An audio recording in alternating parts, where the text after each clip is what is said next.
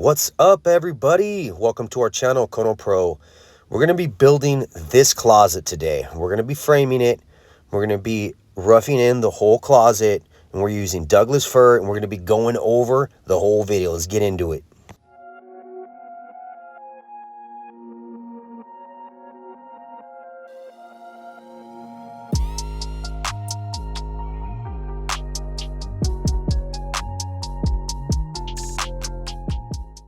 All right, first thing we're going to do is secure our existing subfloor to the existing subfloor framing. Throughout all the years of this house, it's been here since the 40s, there's been movement in the home, and those old nails just start to back out. And once you remove all the old hardwood flooring, you'll see nail heads popping up. So you got to go through and re-secure the existing floor planks or subflooring to the existing floor joists, okay? Nails we're using are 2 3/8 galvanized ring shank nails, all right? And we're shooting them through our framing nail gun. We're going to set our depth on our nail gun so that way it doesn't shoot too far through the plank and it locks it down really nice and tight. And then we're using 3-inch 16D nails to secure all the existing framing. Okay, we're nailing in the existing bottom plate. And then we're going to go through and hammer everything down, make sure it's all nice and secure. You want to do this mainly below where the new closet's going to go. Okay, then we're going to start marking our layout. Okay, layout is a little tricky, but it's not too difficult. Let's say this closet's 24 inches deep by 5 feet wide. All right, so that's 24 by 60 inches. Okay, so if you want to go rough and you're going 1/2-inch drywall on the inside of your closet, then you want to add 1 inch for your 1/2-inch drywall on each side. So that way the finish opening will be 60 inches. So that being said, you're going to want to go 61 inches for your rough opening. And then for your width, the depth, it's going to be 24, so we want to add 1/2 inch on each side. We're going to make it 25 inch for our rough opening. If you're doing 5/8 drywall, then you're going to want to add another 1/2 inch to each of those measurements. Okay, and you see that? That's our rough opening. So now we're going to be adding backing. This is going to be a California channel we're going to be adding right there. It's 3 studs that we're going to nail together. First off, I just measured the height for my stud, got those cut, and now I'm dry fitting them. And the old stucco, you can see right there how it's bulging out. That stucco actually pushes on your 2x4s, the new 2x4s. So what you have to do is you have to sort of trim about 1/4 inch off of each section that's touching some of that existing stucco. This is a really good tip for these old houses. If it's a new build, you don't have to worry about this at all. But if it's an old house like this and you're doing homeowner builder, or you're just working for somebody and you run into this problem where you put the framing in the wall and it's popping it out, and you know why? It's because that old stucco is bulging in on your framing. So now I'm taking the 3 studs. One's going to lay flat, and then the other 2 are going to butt up to the edge of the face edge of the 2x4. Then that way we can set this channel right into the framing, and we can nail it in, and it's going to basically receive our wall for our closet. Okay, so our wall that's going to dive into that wall right there needs to have something to receive it. So that's called a channel. And what's cool about this style of channel is that those 2 studs on each side of that flat stud, the flat stud your wall is going to attach to, but the 2 studs on the right and the left are now going to be drywall backing for the inside of the closet and for the outside of the closet. So that's great. You can see there's a channel. See, that's just 3 studs nailed together. You got the flat one and then 2 side ones. You got your drywall backing on each side once your framing is done. So we'll put backing up there, and then we'll put backing right here. Typically, I would add a channel right there as well. But since we have low voltage, electrical conduits and things happening right there, we're just going to have to put some horizontal backing. Okay, we'll put one on the bottom, one on the top, and then a couple in the mid span. And then if you do something like this, make sure that you have nail plates if you're nailing anywhere around the electrical. And if you think your nail gun will, your nail will go through the 2x4s and hit any kind of electrical, you're going to want to make sure you add nail plates, nail safety plates for that. That being said, typically I would like a channel in that bay right there to receive my wall. Sometimes, you get what you get in construction. So, but what's cool about this is that also the stud that's going to go against that wall, you can nail to the bottom plate and to the top plate. So everything's going to be secure. And drywall backing, we're going with 5/8 on this, so it's fine. That's more than enough span for my drywall backing on the inside of that closet. So now we're doing the backing for basically the top plates. we're going to be running 2 top plates on this closet. Now, a lot of people might say, oh, that's overkill, whatever. That's what I always do. I always run 2 top plates because that's how I frame. But a lot of other people will say you could just run a single top plate. And yes, you can. You can save yourself some time and money just doing a single top plate. But we're going to be running double top plate.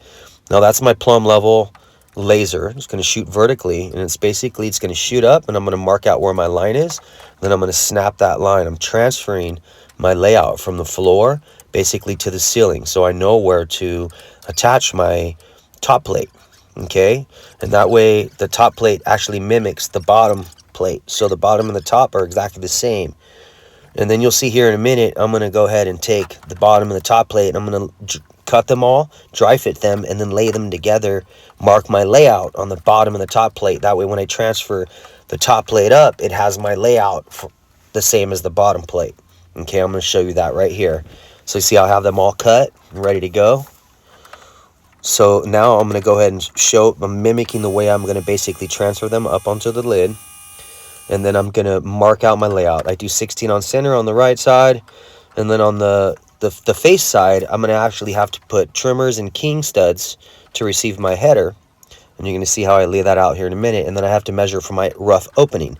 So if you're going with a standard 48-inch opening on something like this, you're going to want to give it an extra couple inches. So I would go 49, to 50 actually, couple inches. Give it 50 inches for your rough opening, and that'll be good. And that way you can put drywall in there. You can shim it out if you need to. You can also put jam legs in there. So you see my rough opening, 50. You can go 50 and a half. It depends on what finish you want for the inside part of your closet doors. Okay, once you have that figured out, then you know where your trimmer and your king stud is. You see how I put TK? So that TK means trimmer and king. The king stud is the stud that runs from the bottom plate all the way to the top plate. And the trimmer is the stud that runs from the bottom plate. It runs all the way up, and then it receives the header, so that takes the header load. Okay, so now I'm running the top plate that I marked, that we transferred all of our layout onto. And I'm attaching that to the backing that I have up there, and that's to the lines that I snapped. So like I said, it's completely lined up with the bottom. And then I'm going to go ahead and double up my plate. So I just bring a second plate over, and I bring it right up, and I butt it up to the other one, and then my other one's going to stagger over. So that way the top plate and the bottom plate sort of like finger joint together, which I feel really is a great way to frame because it helps with movement in the future. If there's any movement in these old houses, you won't get any kind of cracks on those corners. Okay, now I'm going to nail my bottom plate in. Now, mind you, when you're nailing your bottom plate, you only want to add nails where your doorway opening isn't, because you're going to be cutting out that bottom plate. Okay, and then I'm going to be framing in my corner. This is how I frame in my corner. I got my trimmer, my king, and then I'm going to have my backing stud. I'm going to have my corner stud, and then my inside cut stud for backing as well, and the end of that wall.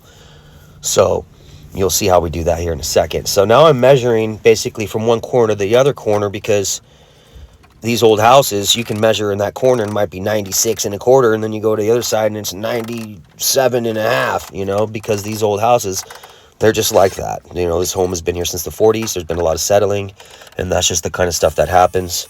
And hey, I hate to break it to you, even back in the day when guys were building these homes, some of them weren't the best builders either. So sometimes you get a lot of things that just, it is what it is. So you got to work with what you got. So what I like to do is just dry fit everything, make sure it's good, and then I stand it all up and make sure everything's going to line up properly, and nail it all together with my layout that I already marked on the floor. So once you have your layout marked, you know where all your studs are going. It's pretty straightforward at that point. So now I'm going to nail my wall plate. That's going to be my stud that's going to land to the wall. That's going to go to the backing. And then I'm going to go ahead and make my corner right here. And this is for my corner right here. And then I'm going to throw that in there. And this is my California corner. And if you go back on one of my short videos, I actually show you how to make that corner.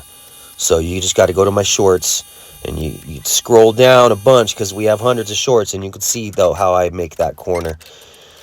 Okay, and then I'm just going to add my other stud, 16 on center right there. And if you're putting a light switch in there, or you're doing something like that, then you might want to change the layout of the stud, what have you, on the inside of that closet.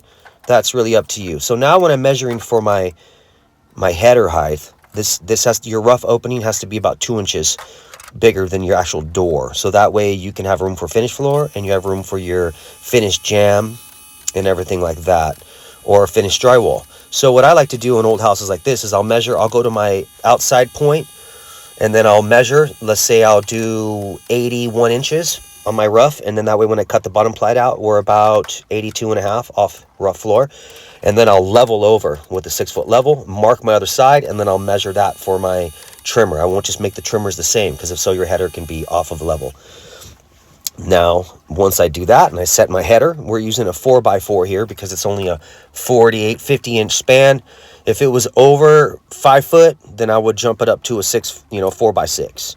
Some people say that's overkill as well, but look at your span charts and you'll see, 4 foot, 4x4, 5 foot, 4x6. So hence in there, you keep going.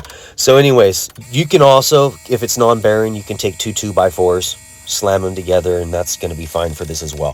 For me, I still like to use a 4x4 for something with a 4 foot span, no matter what.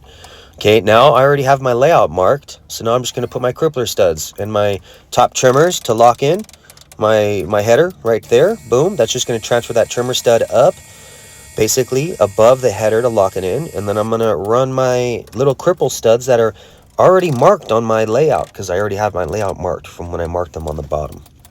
All right, we're almost done with this closet. Here in a minute, we're just going to cut out the bottom plate with the Sawzall. And when you're cutting out the bottom plate, you want to be careful. You don't want to cut through the subflooring. So you just want to cut right down until you feel the bottom plate start to give way, and then check, make sure you're not cutting through the subfloor. Do that on both sides, and you'll be good to go. Check your header and everything for some pull-ups. Make sure that you can do some pull-ups on it. And if so, you're good to go. No. Anyways, I hope you've enjoyed this video, and I hope it helped you out. And if so, maybe you'd like to subscribe, and if so, that'd be great. And if you can share this video, give us a thumbs up. We'd love it. Thank you for watching.